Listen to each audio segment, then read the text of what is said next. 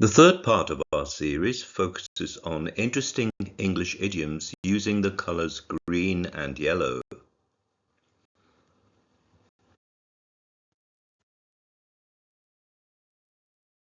The phrase green around the gills or about the gills means to look pale or ill, often from nausea, and it originated from combining an old association of the colour green with sickness and the use of gills to mean the flesh around a person's jaw and ears. The phrase dates back to at least the mid-1600s, with green for sickness appearing around 1300 and gills for the human face appearing by 1626. A popular theory is that the phrase was further popularized in nautical contexts to describe sailors suffering from seasickness.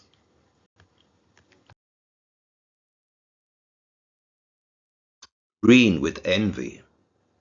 This means extremely jealous of another person, or to be unhappy about something. You can be upset because someone else has something that you do not have.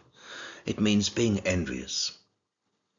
Long ago, the Greeks associated a green complexion with sickness, fear, jealousy, and overproduction of bile in the stomach, which gives us a clear image of the origination of the idiom green with envy. It is believed that William Shakespeare made this association popular in Othello as, "Beware, my lord, of jealousy. It is the green-eyed monster which doth mock the meat it feeds on."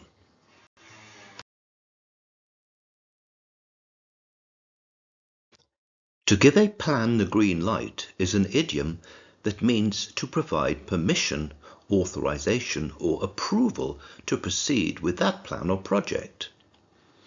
The phrase is used in a wide variety of contexts, including business, project management, and personal situations.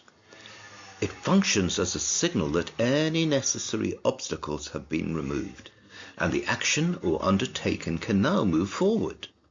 For example, a manager might give the team the green light to start a new marketing campaign, or a city council might give the green light for a new construction project.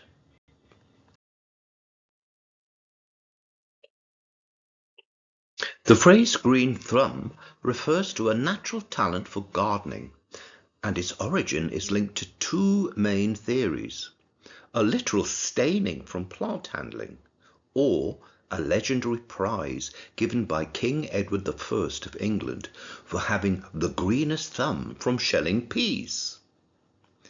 The most likely origin is the literal staining, as people who frequently handle plants often get green chlorophyll stains on their hands and under their fingernails, and the term became popular in the early 1900s. This theory suggests the term came from the physical appearance of experienced gardeners. People who work closely with plants often have their thumbs and fingers stained green from handling the foliage or from algae that can build up on clay pots. This idea is likely the most accurate and explains why the phrase gained popularity in the early 1900s. A popular legend attributes the phrase to King Edward I of England, who reigned from 1272 to 1307. The king was said to be fond of green peas. He supposedly held a competition amongst his servants to see who could shell the most peas, awarding the prize to the one with the greenest thumb from the work. Many sources dispute this theory, finding it less plausible than the literal staining theory. Let's now look at the color yellow. The meanings of yellow are various. It can be positive, showing happiness, joy, energy, intellect, and vitality, derived from its connection to the sun and light.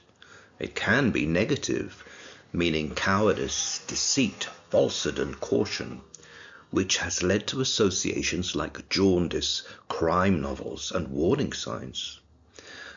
Focusing now on the cultural aspects, firstly we turn to ancient Egypt, where it was associated with immortality and divine power. Moving on to China, yellow represents the active male-yang principle.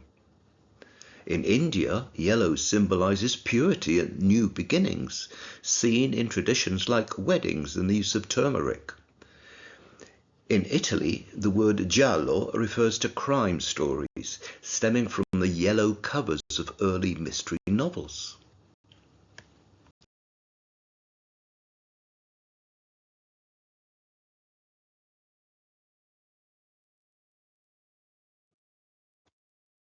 A yellow streak is a trait of cowardice in a person's character. The phrase is an idiom with an origin in the early 20th century, and it stems from the historical association of the color yellow with cowardice, fear, and other negative traits. While the exact origin is unclear, this association has deep roots in European culture, and it is also seen in related phrases like yellow-bellied. Let's now look at the meaning. A yellow streak refers to a person who has a tendency to be cowardly, weak, or craven.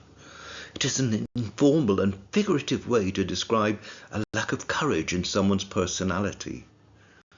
Synonyms include yellowness, pusillanimity, and cowardice.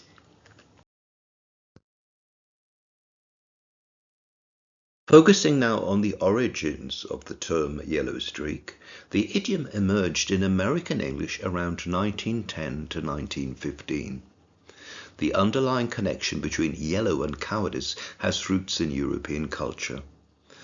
Possible reasons for this association include the yellow bile humor in ancient Greek medicine, which was associated with a choleric temperament.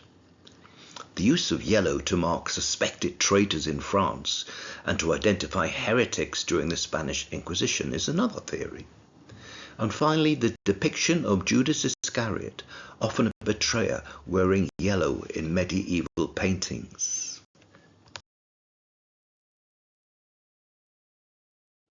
To be yellow-bellied is to be cowardly or easily scared.